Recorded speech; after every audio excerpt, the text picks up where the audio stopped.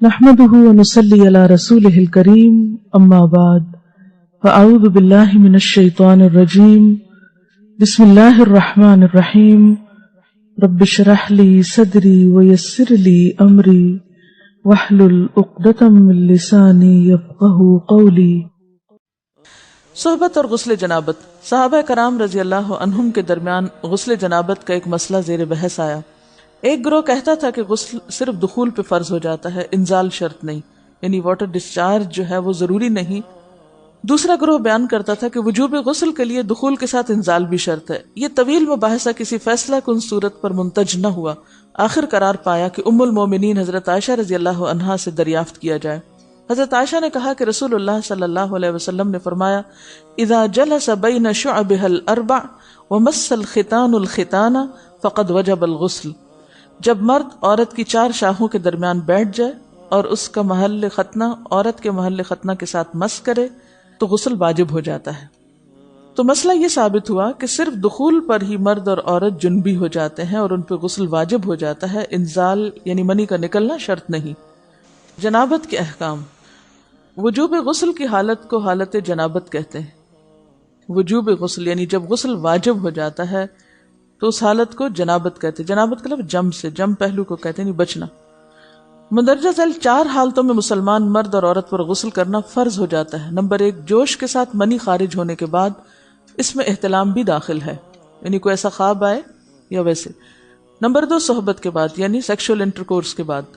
Number 3، حیض کے بعد۔ نمبر 4، نفاس کے بعد یعنی بچے کی پیدائش کے بعد۔ اس میں یاد رکھیے کہ بہت سے لوگ پوچھتے ہیں کہ اگر خواتین انٹرنل چیک اپ کرواتی ہیں تو کیا اس سے غسل واجب ہوتا؟ تو کوئی غسل واجب نہیں ہوتا جب تک کہ ان چار چیزوں میں سے کوئی چیز نہ ہو۔ اس میں یاد رکھیے کہ بہت سے لوگ پوچھتے ہیں کہ اگر خواتین انٹرنل چیک اپ کرواتی ہیں تو کیا اس سے غسل واجب ہوتا؟ تو کوئی غسل واجب نہیں ہوتا جب تک کہ ان چار چیزوں میں سے کوئی چیز نہ ہو۔ صرف منی خارج ہونے سے بات نہیں، بلکہ جوش کے ساتھ منی خارج ہونے کے بعد غسل واجب ہوتا ہے۔ رسول اللہ صلی اللہ علیہ وسلم نے فرمایا، جب تم عورت کی چار شاخوں کے درمیان بیٹھ کر صحبت کرو تو تم پر غسل واجب ہو گیا، اگرچہ منی نہ نکلے۔ آپ نے غور کیا ہوگا کہ طہارت کے مسائل بہت تفصیل کے ساتھ اور اپنے اندر بہت ڈیٹیلز رکھتے ہیں، اور بہت سے موضوعات ایسے ہیں کہ جو انسان کی ظاہری زندگی نہیں بلکہ اس کی نجی اور ذاتی زندگی سے متعلق بھی ہیں، لیکن اس طرح پبلکلی ان کو پڑھانا اور ان کو سکھانا یہ بھی ایک ضرورت ہے، کیونکہ آپ صلی اللہ علیہ وسلم نے انصار کی خواتین کی تعریف کی کہ انصار کی خواتین کتنی اچھی ہیں جنہیں حیا دین کا علم حاصل کرنے سے نہیں روکتا۔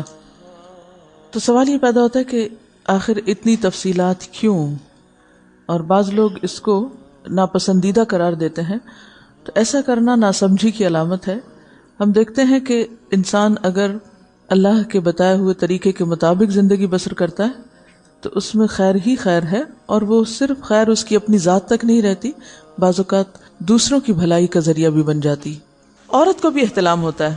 ام المومنین حضرت سلمہ رضی اللہ عنہا روایت کرتی ہیں کہ حضرت ام سلیم نے رسول اللہ صلی اللہ علیہ وسلم سے کہا، اے اللہ کے رسول، یقیناً اللہ حق سے نہیں شرماتا، یعنی حق بات اور ایک ضروری بات جو ہے اس کو واضح کرنا ضروری ہوتا ہے، اور اس معاملے میں شرم سے کام نہیں لینا چاہیے، کہیں ایسا نہ ہو کہ انسان انجانے میں غلط کام کرتا رہے۔ تو یہ کہہ کر انہوں نے مسئلہ پوچھا، کیا عورت پر غسل ہے جبکہ اس کو احتلام ہو؟ آپ نے فرمایا ہاں، لیکن جب پانی کا نشان دیکھے یعنی منی دیکھے۔ اس پر حضرت ام سلمہ نے شرم سے منہ چھپا لیا اور عرض کیا، اے اللہ کے رسول، کیا عورت کو بھی احتلام ہوتا ہے؟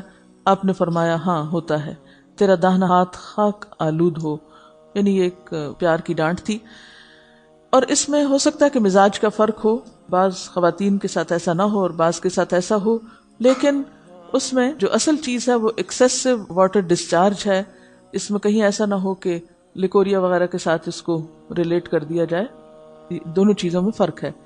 اور احتلام جو ہے وہ سوتے وقت ہوتا ہے، یعنی سو کر اٹھنے پر اگر انسان اپنے کپڑوں پر زیادہ ڈسچارج دیکھے، خواہ کوئی خواب یا کوئی فیلنگ یاد نہ بھی ہو، تو پھر غسل کرنا ضروری۔ معلوم ہوا کہ عورت یا مرد نیند سے اٹھ کر اگر تری یعنی نشان منی دیکھیں تو یہ احتلام کی علامت ہے، لہٰذا ان پر غسل کرنا فرض ہو جاتا ہے۔ اور اگر احتلام کی کیفیت انہیں یاد ہو لیکن نشان نہ پائیں، یعنی خواب یاد ہے لیکن کوئی سامنے علامت نہیں، تو غسل فرض نہیں ہوگا۔ ایسی صورت میں شک کی ضرورت نہیں ہے کہ نہیں میں نے خواب دیکھا اور مجھے خواب بالکل صحیح یاد ہے تو مجھے نہانا چاہیے، نہیں، محض خواب پر نہیں نہایا جائے گا جب تک کہ فزیکلی کوئی ایسی چیز سامنے دیکھی نہ جائے۔ حضرت ام سلمہ روایت کرتی ہیں کہ میں نے کہا، اے اللہ کے رسول صلی اللہ علیہ وسلم، میں اپنے سر کے بال خوب مضبوط گوندتی ہوں، کیا میں انہیں غسل جنابت کے وقت کھولا کروں؟ آپ نے فرمایا، ان کا کھولنا ضروری نہیں، تیرے لیے یہی کافی ہے کہ 3 لپ پانی اپنے سر پر ڈالے، پھر اپنے سارے بدن پر پانی بہائے، پس تو پاک ہو جائے گی۔ یعنی بالوں کی جڑیں بھیگنا، سکن بھیگنا ضروری ہے، سارے بال کھولنا ضروری نہیں ہے۔ جنبی کے بالوں کا مسئلہ، حضرت عائشہ کو خبر ملی کہ حضرت عبداللہ ابن عمرو عورتوں کو غسل جنابت کے لیے بال کھولنے کا حکم دیتے ہیں۔ فرمانے لگی، ابن عمرو پر تعجب ہے، انہوں نے عورتوں کو تکلیف میں ڈال دیا، وہ انہیں سر منڈوانے کا حکم کیوں نہیں دے دیتے؟ یہ حضرت عائشہ کی ڈانٹ تھی، یعنی وہ یہ تو کہنے کہ عورتیں بال کھول کھول کے نہائیں، تو وہ پھر سیدھا یہی کہیں کہ عورتیں بال منڈوا لیں۔ میں اور رسول اللہ صلی اللہ علیہ وسلم ایک ہی برتن میں غسل کرتے، اور میں اپنے بال کھولے بغیر سر پر 3 چلو سے زیادہ پانی نہیں ڈالتی تھی۔ معلوم ہوا کہ غسل جنابت کے لیے بال کھولنے کی ضرورت نہیں، مگر یہ حکم صرف غسل جنابت کا ہے، غسل حیض کے لیے بالوں کا کھولنا ضروری ہے، کیونکہ وہ مہینے میں ایک دفعہ ہے۔ حضرت عائشہ سے روایت ہے کہ انہیں رسول اللہ صلی اللہ علیہ وسلم نے غسل حیض کے لیے فرمایا، اپنے بال کھولو اور غسل کرو۔ اس میں آپ دیکھیے کہ دونوں چیزوں میں فرق کیوں ہے، دونوں کی نوعیت فرق ہے، اور حیض جو ہے وہ ایک نجاست کی کیفیت بھی ہے نا، قل ہوا اذی، تو اس کے بعد نہانا اور نہا کر خوشبو لگانا خاص طور پر اس کا سارا حکم آتا ہے، لیکن غسل جنابت میں نجاست کی وہ کیفیت نہیں ہے، یعنی حیض کا خون اور منی جو ہے ان دونوں کے حکم میں بھی فرق ہے، ٹھیک ہے نا۔ بعض علماء کے خیال میں جو منی ہے اٹ سیلف وہ ناپاک چیز نہیں ہے، اگر کسی کپڑے وغیرہ کو لگ گئی تو وہ کپڑا ناپاک نہیں، اگر اس کو خشک ہونے پر خرچ کے صاف کر دیا جائے تو کپڑا صاف ہو جائے گا۔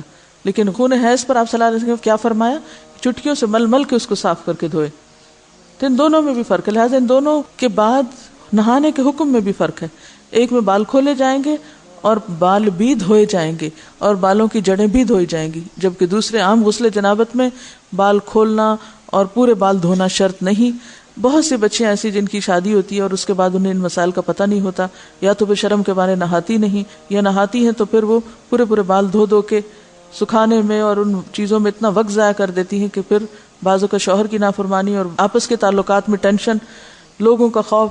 تو اگر دین کا صحیح مسئلہ پتا ہو تو انسان ان تمام مشقتوں سے بچ جاتا ہے اور ایک نارمل روٹین کی لائف گزار سکتا ہے۔ اس میں کیا صرف 3 کپ پانی، 3 لپ پانی، یعنی 3 دفعہ کیوں کہ اگر ایک دفعہ ڈالنے سے پوری طرح نہیں بھیگا تو آپ یہ بھی کر سکتے ٹیپ کے آگے سر کر کے، تو ساری اسکن جو ہے سر کی اس کو آپ گیلا کر لیں، پیچھے سے بال جو ہیں اگر لمبے ہیں تو ان کو ایک طرف کر دیں تاکہ پورے بال نہ دھونے پڑے، نہ سکھانے پڑے اور نہ خشک کرنے پڑے، اور باقی جسم پہ پانی بہا لیں۔